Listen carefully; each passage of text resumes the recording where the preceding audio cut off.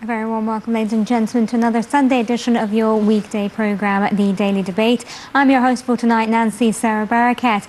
And on tonight's programme, we'll be taking a look at two major topics that have been happening here in the country and also around the world. On the first half of the programme, we'll be shedding more light on yesterday's launch of the East Port Said Port Development Project by President Abdel Fattah al-Sisi. During a speech at the inauguration ceremony, the President said that the major project, which includes the expansion of the area's harbour and the development of an industrial zone, will be completed in 2 years' time. The Side Canal in East Port Said, near the Suez Canal, would speed up shipping and allow the direct entry of ships into the port by the end of June 2016. The new channel will be 9.5 kilometres long, 17 metres deep and 250 metres wide, and the total cost of the project will be around $60 million. That's what we're going to be discussing first, but later on in the programme, as well as I welcome my guests here in the studio, we'll be taking another look at another story making headlines, and that is the Russian-Turkish crisis, where Russian President Vladimir Putin has signed a decree imposing a package of economic sanctions against Turkey following its downing of a Russian Su-24 bomber in Syria. The measures include banning several Turkish organizations and the import of certain goods. Under the decree, the import of certain products originating from Turkey will be temporarily banned or restricted.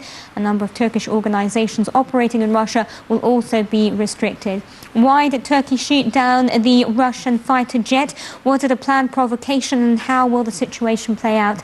That's what I'll be asking my guests later on in the programme. But first of all, let's go back to the first topic for today and a closer look at the inauguration of the East Port Said Port Development Project. And joining me over the phone is engineer Shireen Nagar, member of the International Chamber of Shipping.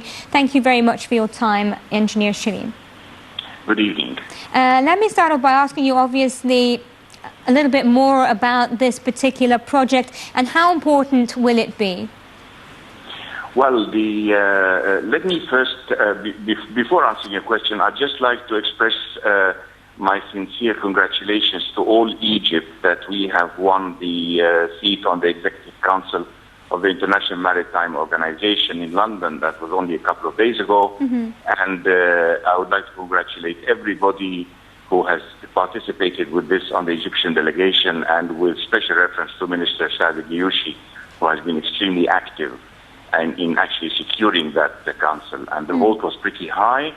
And I think we are all very much honored to receive this vote.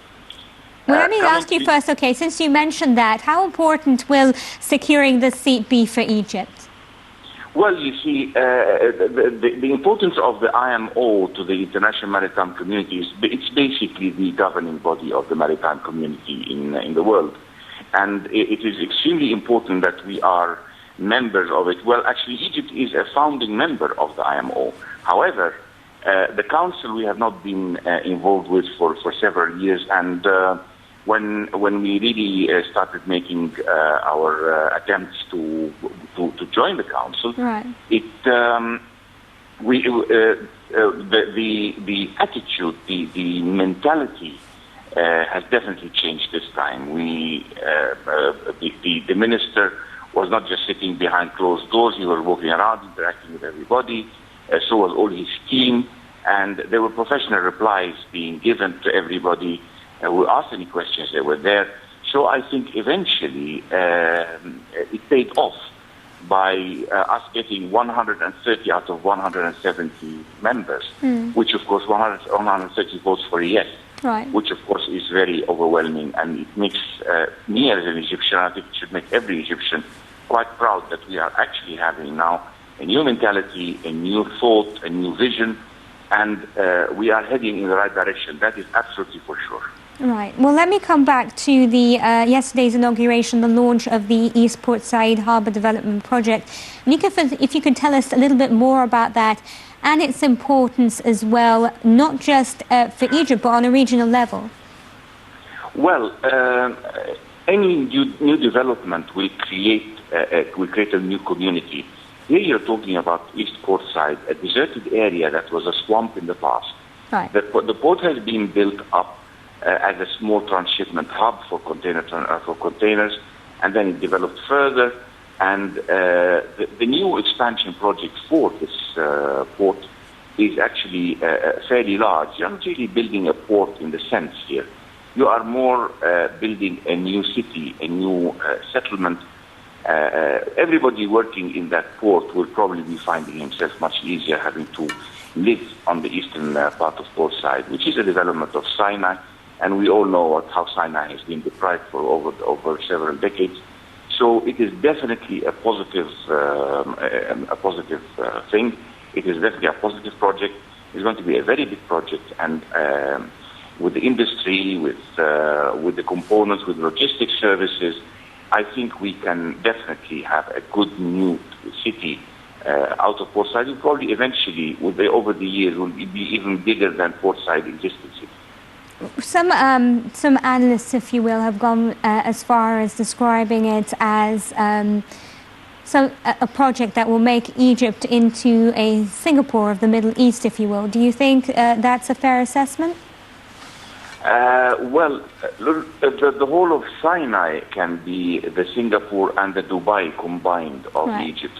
However, we need to understand and we need to be very much aware that we are having a very big stumbling stone, and that stumbling stone is the bureaucracy and the corruption within the government administration, the old government, not the government, but the second level, actually executive administration. And if you keep this the way it is, we will not progress forward. But it is shown now that, when we have seen that there has been slackness in the incident of Alexandria flooding, a lot of very corrective measures have been taken. Now, if we have the same mentality here, which we probably do have, I think we will definitely score. We will be even bigger than Singapore. Singapore is handling some 10,000, 12,000 ships a year. We have in the Suez Canal over 22,000 ships passing up and down the canal. And we also have a similar number of ships calling at Egyptian ports. Right. Now, this is without having any industrial zone or any free zone in East Port Said. Now, imagine if you have one big zone in Port Said and you have another zone in Suez. What kind of a flourishment, what kind of a development that will bring onto the economy overall? Right.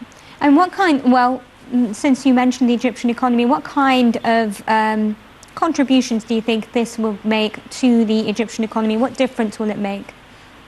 Oh, it will make a huge difference because, first of all, it will create jobs. Right. Now, if you create confidence in your economy and in your security, the first thing will be that investments are going to come. Investments coming will mean that new jobs, projects are going to be built up. New developments, maybe things that you have never seen happen in Egypt before. Certain industries, maybe certain high-tech industries, like integrated circuits or the very high-tech equipment. The other thing is that having built a big industrial site, or as this industrial site grows, well planned, it will mean that there's going to be a residential area surrounding it or parallel to it or in its proximity in order to avoid excessive commuting. These two issues, if they are properly addressed, and which I'm sure they will bring in a lot of new job opportunities. And don't forget that Egypt has got a majority of its population of youth, and they're growing, and they will need to have jobs available for them. Right. And the government no government on earth can supply this kind of jobs unless there is continuous development, there is a flourishing economy. And I think Egypt is on the right track. There's a new mentality. This country is growing.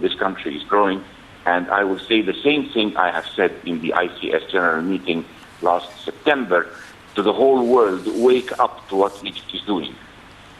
Well, I thank you very much, Engineer Shaheen Nagar, member of the International Chamber of Shipping, for your insight. Ladies and gentlemen, let's take a quick look at the following report and a little bit about yesterday's inauguration ceremony. Let's take a look at that and then we'll be back.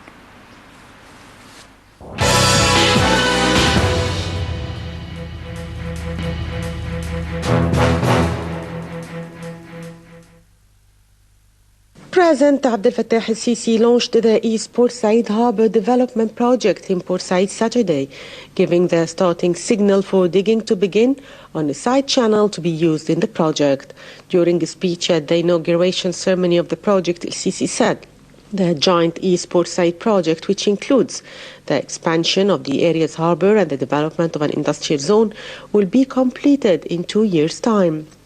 President Sisi said that the Armed Forces Engineering Authority will lay out the various stages of implementation, along with details of development projects in the province. El-Sisi further confirmed that the project will include the establishment of a coastal city. During his speech, el-Sisi stressed that among the major challenges the country is facing, besides carrying out large development projects, is combating terrorism, and urged coordinated efforts to battle terrorism around the world. The Port Said project is said to be a starting point for the President's proposed mega project of transforming the Suez Canal area into an international trading and industrial zone. The new port will include logistics and residential zones, as well as one dedicated to fish farming. A road tunnel will also be built under a channel to the south of the city. Head of the Suez Canal Authority, Mohab Mamish, said that the new channel dredging will cost $36 million.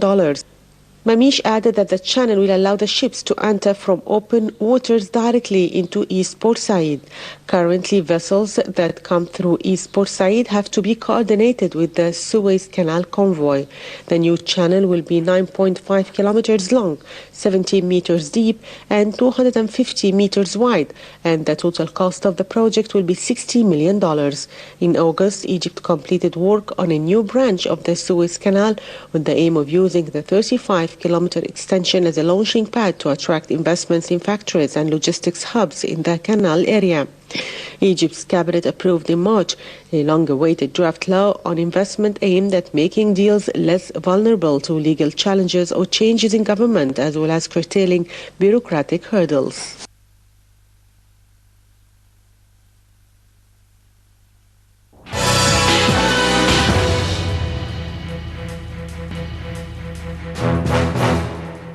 Welcome back. And for more on this topic, we're being joined now by Dr. Ahmed Al-Shami, marine consultant. Thank you very much, Dr. Ahmed, for joining us.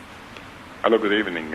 I'd like you to just shed more light on how you think, how important rather do you think this project is for Egypt and obviously for the Egyptian economy? Okay. This I prefer to add some information. Please go ahead. More than my colleague, engineer Shireen Nagar, who was speaking about the development of the Suez Canal corridor. Right. You have to know this, the historical for these projects. It's a long time ago. Start in 1995. Mm-hmm. They start in 1998 signing contract for the first hub port in Sokhna and second hub port in East Port Said. And there is a schedule to development these projects. It should be finished end of 2010. Right. That's why the President Sisi, he talked about that this project is too late. It's supposed to finish a long time ago, right. But unfortunately, for a lot of reasons, it's not start. Right. We talk about now and the future. When the President Sisi given launching for this project for East Port Said, the Egyptian people, they must know how much important this area, how much important our location. Right. East Port Said, why East Port Said? Because West Port Said, there is no more space. This number one, that's they think about to create another port in the East area, okay? East Port Said, it means a trade between Mediterranean and East Europe. Okay, what does it mean? That's our location. It's unique location. We are holding almost 10% from the world trade, global trade, the international world trade. We are holding 10%. Right. Now we are talking about hub port in Port Said and another hub port in Sokhna. Mm-hmm. That means that you are doing in a place in the north area with Europe and America, and another place in the east and far east, that means that you are controlling the world. Mm-hmm. In these paths, you can increase the trade through Suez Canal with maximum 15 years from 10% to 30%. Right. What does it mean? Is that mean that you are increasing your economy? You create a new opportunity for jobless. When we talked yesterday about the industrial area in Port Said, it's very important thing is to create a new industrial area. That means that you bring the investors from abroad to create a new industrial here in Egypt. For what? Not to cover the local market, just to cover the international market. Does that mean that you are increasing your export and reducing your imports? You know, this is a very big gap. It's more than $46 billion, a gap between your import and export. Right. That's why our currency is getting low every time. Right. Again, it's the hot currency. So this, with the presidency launching the project yesterday, and he speed up the time to finish in 2 years, 2 years to finish the port. Right. But in less than 9 months, it will be finishing the industrial area, which is most important. Mm-hmm. You have to start the industrial area before you're finishing your port. For the port, what they are going to add is another terminal, container terminal, another bulk carrier terminal, another petroleum service, another logistic city. Right. As my colleague Shireen Nagar, he talked the development of Sina. Right. It's very important also, the development in Sina and the new tunnels that will be finishing within less than 2 years. Does that mean the trade between East and West, local, and East and West, local, not for local basis, it's also for international trade. Right. We have to increase our industrial, we have to reduce the imports, we have to increase our export. Your question is what the add value? In my opinion, and within 7 and 10 years, we are going to make at least $100 billion from this activity in this Suez Canal corridor. Okay, and I thank you very much for those insights, Dr. Ahmed Ishemi, marine consultant. Thank you very much for your time. Ladies and gentlemen, before I welcome Mr. Nabil Zeki here in the studio, let's take a look at the following report highlighting the latest developments with regards to the Russian-Turkish crisis, and then we'll be back to discuss that. Stay with us.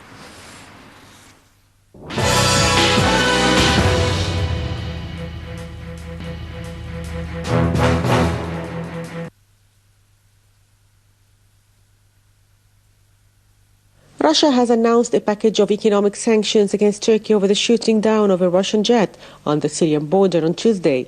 A decree signed by President Vladimir Putin covers imports from Turkey, the work of Turkish companies in Russia, and any Turkish nationals working for Russian companies. The decree also calls for an end to charter flights between the two countries. Turkey and Russia have important economic links. Russia is Turkey's second largest trading partner.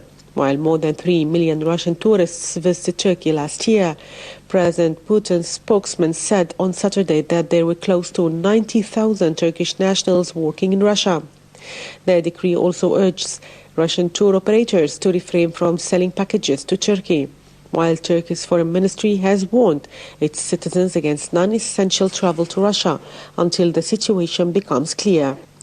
On Friday, Russia also suspended its visa-free arrangement with Turkey. Turkey says the Russian plane had intruded into its airspace and ignored warnings to leave. But Moscow maintains that its Su-24 fighter jet was downed by missile fired from a Turkish jet inside Syria. Turkish President Recep Tayyip Erdogan renewed his call for a meeting with Putin on the sidelines of the Paris climate talks next week, saying that the two sides should approach the issue more positively. Putin has sent troops and aircraft to Syria to back up the Syrian government in the civil war and to fight Daesh terrorist group. Meanwhile, and in the last leg of his diplomatic tour to win support for a coordinated effort against Daesh militants, French President François Hollande on Thursday secured a pledge of cooperation from Russian President Vladimir Putin.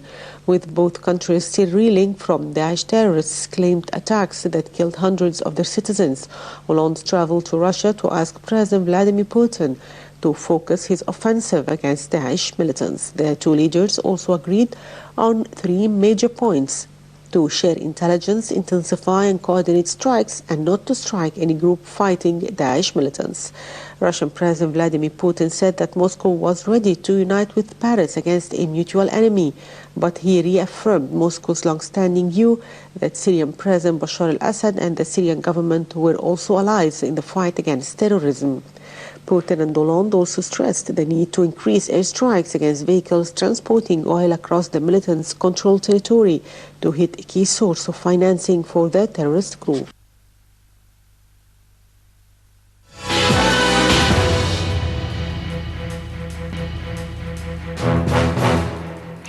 And to tell us more about the latest and his insights and thoughts on the Turkish-Russian crisis is Mr. Nabil Zeki. He is a writer. Thank you very much for coming in tonight, Mr. Nabil. Thank you. Let me start off, obviously, by asking you the basic question. Why do you think Turkey shot down the Russian jet? And was it simply a provocation, do you think?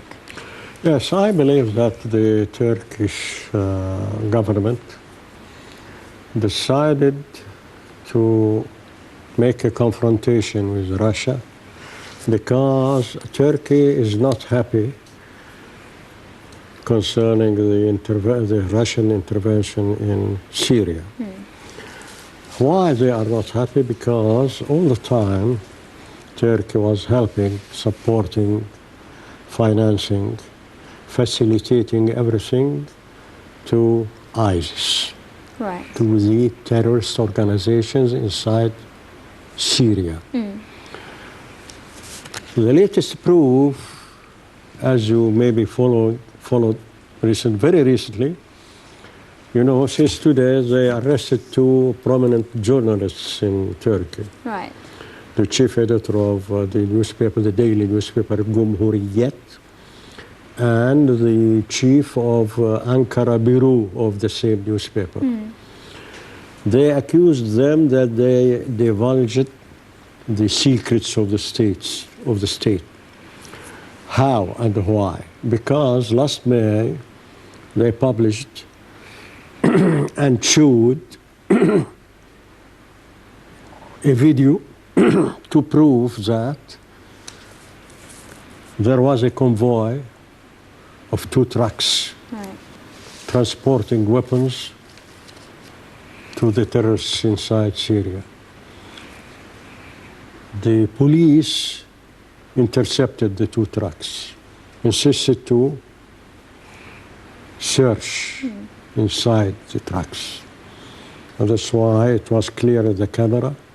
You could see the weapons easily. Right. The 2 trucks were under the supervision, under the care, under the guard of the intelligence service and the Agency of National Security in Turkey. Right. Both. So President Erdogan decided to arrest them, and now they are in prison. Right. That's why thousands of people inside Turkey, either in Constantinople and in Ankara, made demonstrations shouting this slogan, Black Day for the Turkish press. Right. And they protested confiscating the freedom of the press in Turkey. Not only them, not only the Turkish people, the European Union, this organization called Correspondents Without Boundaries.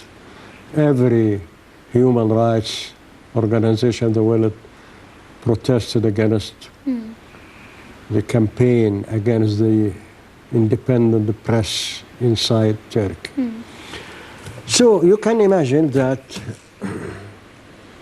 Now, the borders between Turkey and Syria are about 500 miles. Right. All the time, all the last 5 years were open to the movements of the terrorists coming from all over the world to fight against Syria, inside Syria. Here, I am not talking about things which are fantasies, no. I myself have, I personally have a proof. Because when I went to New York during the UN session, the opening of the UN session, and all the Egyptian friends came to me in the hotel with an American. He introduced him to me, saying that this is an important person. He can tell you a story, but provided that, do not mention his name. Right. Or he will be killed in the same moment. The man told me that he was working at first as an officer in the the U.S. Air Force, but he resigned to work in the Qatari Air Force because they pay more money. Okay. And he used to go daily in a trip from Doha to a place in Turkey, near the Syrian border, to distribute either arms or money. So I believe that the problem of Turkey, which is now an ally to some countries in the Gulf, like Qatar, they want not only a simple change in Syria, no, they want to destroy Syria. Right. What do they have to It's not a matter of Bashar al-Assad. Put this in your consideration. It's not a matter of Bashar al-Assad. Bashar al-Assad is just a pretext to prolong the war so as to give the terrorists a chance to achieve gains on the ground so as they can dictate their conditions. Right. But what does Turkey, what does Turkey have to gain from supporting Daesh? There is another point. What Mr. Putin said, the Russian president, it was very important. He said that we told the Americans everything about the date and the path of this Sukhoi plane which was shut down. And of course, since Turkey is a member in the same alliance, the Americans told Turkey about the time, the path of the plane. And the Americans leaked this information to the Turks. Right. That's why they made what you can consider it a planned strike against the Russian plane. Right. Yes, please, what's your question? The question was, what does Turkey have to gain from dividing Syria, and why would Turkey be supporting Daesh? To what ends? I'll tell you.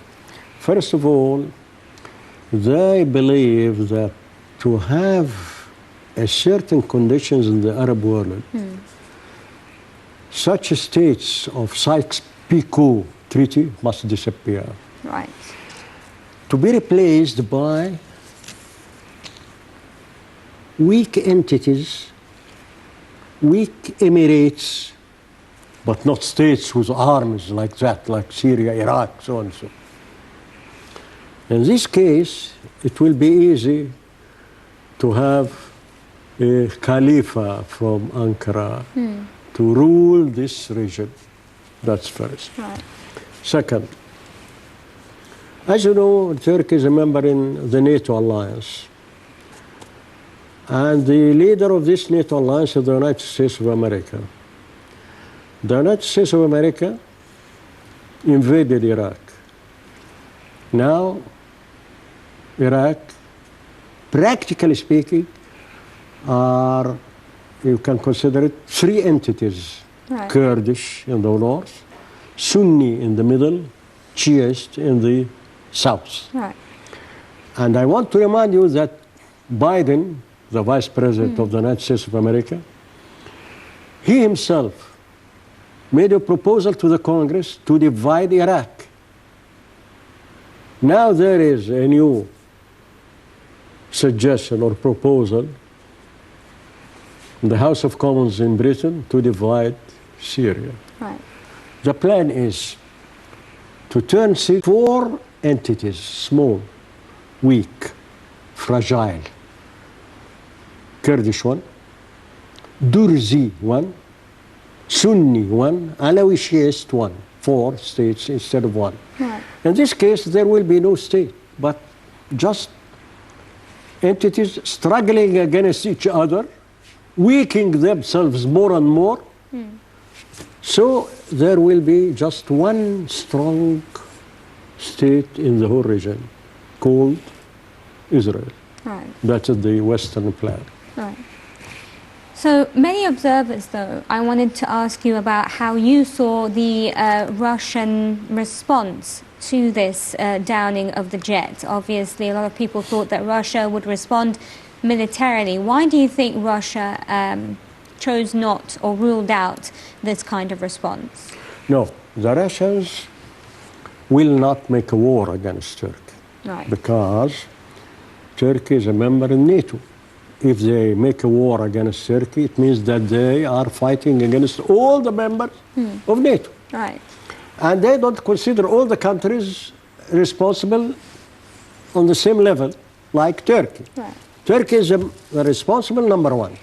So to make penalties against Turkey, economic, political, social even, in the domain of tourism, everything which the Russians can reply this, which they call a stab in the back, made by those who are supporting the terrorists against Russia, who is fighting against the terrorists. Right. That's the point. Right. So I expect, and President Putin signed yesterday a decree declaring or ordering penalties against Russia, against Turkey in many domains, Right. even in the domain of exchanging goods and some goods from Turkey and something like that. Right. And to what extent do you think that that's going to have an effect on Turkey? According to what was mentioned by some personalities inside Turkey, those farmers who produce food imported by the Russians will be hurted. And remember that about 40 million Russians used to go as tourists to Turkey. So it means that tourism in Turkey will be hit hardly. Right. Something like that. Okay. What did you make, though, of the international community's response to this particular incident, and especially the response by the United States? I believe that Turkey couldn't dare to shoot down the Russian plane without the approval of the U.S. administration. Right. Because it's a high risk. This is the first time since more than 50 years, since the Second World War, to shoot down a Russian plane like that. So it is not normal. It is not something which can happen at any time. Sometimes it means a declaration of war from the side of Turkey, like Right. that. But I believe that the Russians will reply in another way. For example, you will notice, that it's very interesting, by the way, that the Russian planes now are hitting intensively in the Turkmen area inside Syria. Right. In this area, there are the weapons used by Daesh, ISIS, and also some other organizations, especially the one whose name is the liberals of al-Sham, or Sham. Ahrar al-Sham. Yeah, liberals, something like that. Ahrar al-Sham. There, they are making centers for training and storing weapons in many places inside this region, which is very near of the Turkish borders. Now the Russians are making stress upon this region by bombing it severely, heavily, daily, not daily, every moment maybe. And this will lead to a very important and a certain result. What? Right. For the first time, they wanted to seal the borders, Syrian, Turkish one, because these borders were used all the time, all the last years, to infiltrate terrorists, weapons to Syria. If you can domain, if you can control these borders, it will be a great success for Russia and the Syrian regime. Right. We're hearing a lot of rhetoric from the Turkish president. He said, or he warned, if you will, or advised Russia not to play with fire. That's on a public front, but diplomatically he's trying to actually meet with the Russian President Vladimir Putin. How do you see this double standards, if you will? He is in a very bad and critical situation. I mean Erdogan. Not only because now he is a bitter enemy of a great power like Russia, not only, but if you follow the criticism against him inside Europe, especially after arresting two prominent journalists, as I told you before, so he himself is under fire from here and there, from Russia and from Europe, inside Europe, because after what happened in Paris, notice something very interesting, that now Paris has no objection to cooperate with the Syrian army. Right. I mean the Syrian army of the Syrian regime Yes. to fight against ISIS, because they felt the danger of terrorism in their home, in their country. Now they are not ready to listen to Turkey, to this Erdogan. Another proof. I want to remind you that President Putin, in the press conference with President Hollande, he attacked Turkey severely. And remember that France is a member of the same alliance, the NATO, in which Turkey is a member. He did not defend Turkey at all. I noticed that. And that was very significant. So it means that Turkey started to be isolated, even among its allies. But the United States defended Turkey. Yeah, Why did that's the right. United States defend Turkey? Because the United States of America is the main element in the whole story. Right. The United States of America now is an ally to Al-Qaeda, by the way. It is not an analysis by me. No, it's news mentioned by members in the Congress, Right. U.S. Congress. Now, this President Obama forgot what Al-Qaeda did in the 11th of September 2001 in Washington and in New York. He is allying himself with them. All such maneuvers and conspiracies, because he is not ready to make even a compromise to make the Syrian state exist, Right. live. No. He insists to destroy the Arab world for the benefit of Israel, because this is the only way, from his own point of view, to preserve and defend Israel. I want to remind you with another thing, a very dangerous declaration made by him And nobody here made even a comment about that. Very dangerous statement, he said. In these days, I am approaching my final days as a president.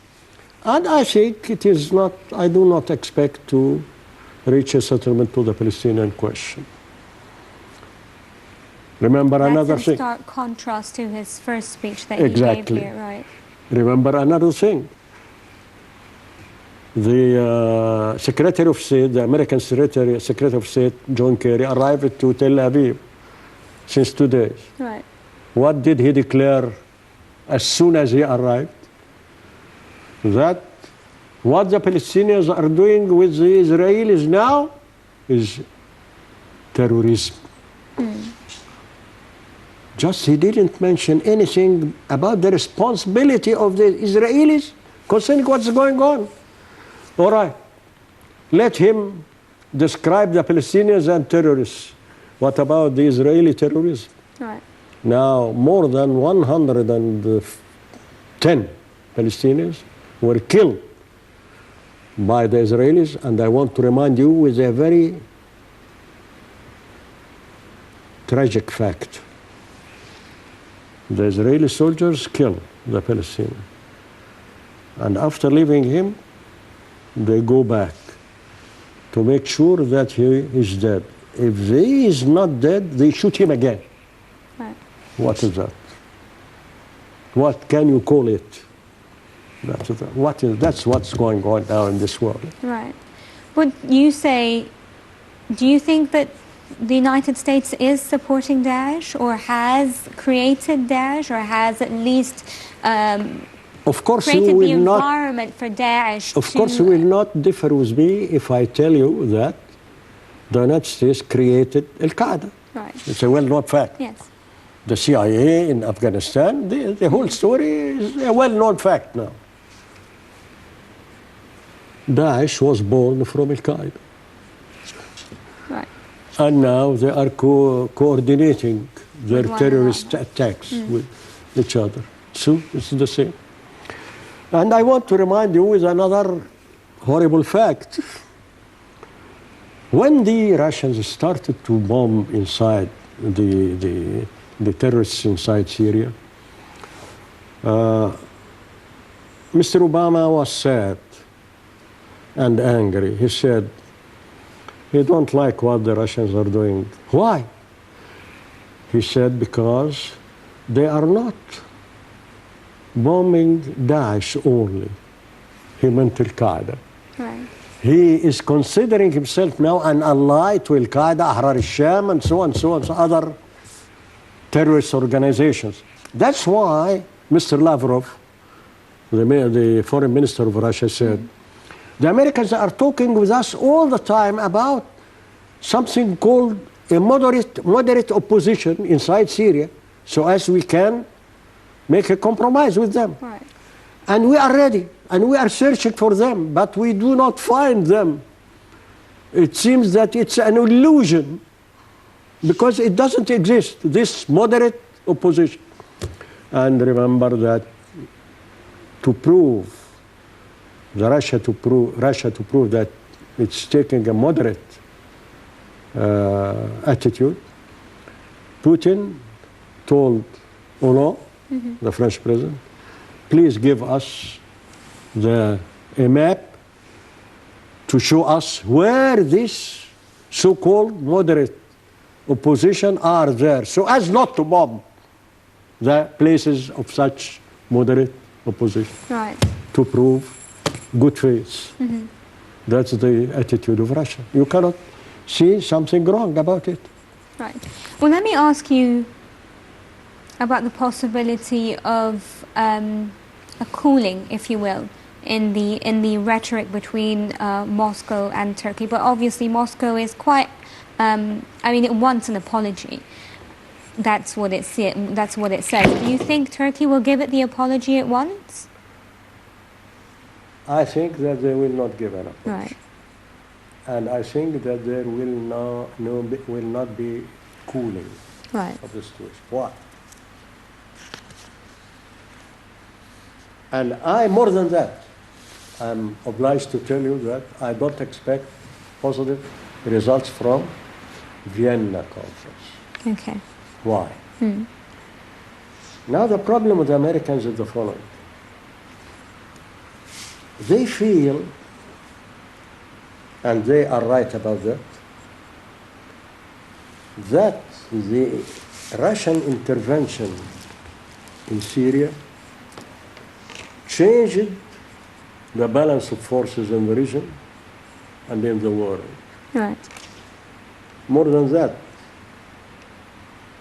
I risk to tell you that I believe that maybe this Russian intervention in Syria is the beginning of the end of the one-polar world. Right.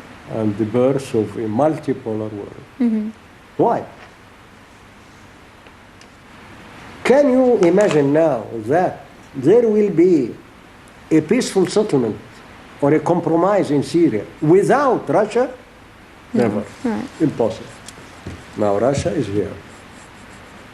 And now, as you know, they sent more arms, Yes. more developed arms to Syria. So as now, if there is a Turkish plane here or there, they will shoot it. That's what I expect. Right. That's why the Turks stopped sending their planes in the Syrian air place. Right. I believe that the strategy now of the Americans is to delay any solution, because they imagine that they can turn it to a war of attrition to Russia. Right. They want to prove that this intervention of Russia is not a great success, but more than that, maybe a failure.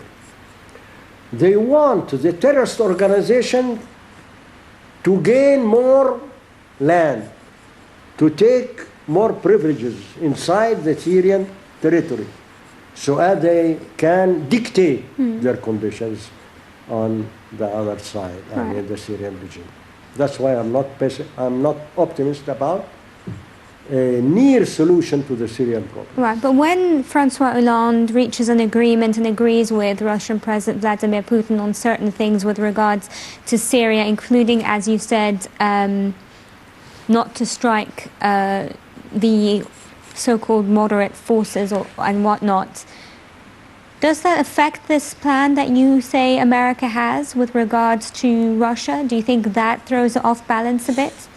Now I believe that the Russians, by the way, will not be enthusiastic concerning the cooperation of the so-called international alliance, which did not achieve anything for more than a year by bombing, pretending to bomb ISIS positions in Iraq or Syria. And I believe at the same time that the French president will be enthusiastic to cooperate with Russia. Right. And that's what he said in his visit to Moscow. I believe that maybe in the next weeks we will discover that President Hollande became more clear that the real war launched against ISIS or against terrorism in Syria is that waged by the Russians, Right. not by the Americans.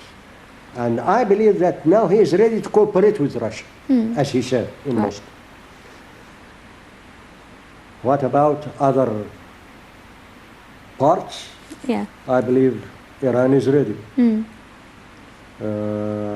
Now in Europe, as you see, Belgium is taking measures against searching here and there about terrorists inside Netherlands. I believe also at the same time that world opinion and even inside the United States, you started to hear new voices. For example, 2 congressmen told Obama, 2 U.S. congressmen, forget about Bashar al-Assad. Focus upon ISIS. That's new. Right. I believe that after What happened to the Russian plane in Sharm el-Sheikh? What happened in Paris? What happened inside Turkey itself? What happened in Beirut? Made the world awaken to feel for the first time what President Sisi told them several times. Beware about the danger of terrorism. Right. Unite your efforts to fight and to combat against terrorism.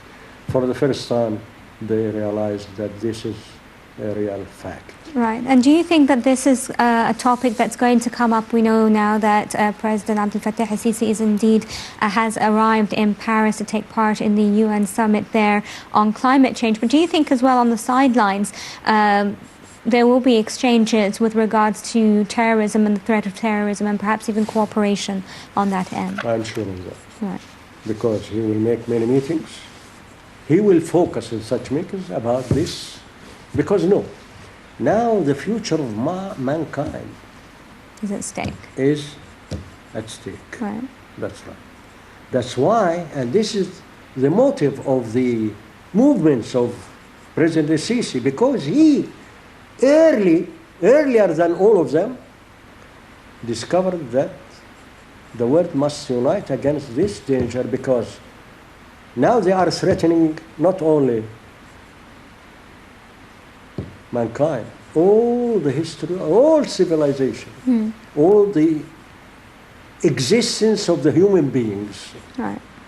And he's right. I thank you very much, Mr. Nabil Zeki Writer, for coming in and for your insights. And ladies and gentlemen, that's a wrap to this edition of the Daily Debate. We will be joining you again tomorrow for a new topic here on Nile TV International with my colleague Monam Silhi. Until then, it's goodbye.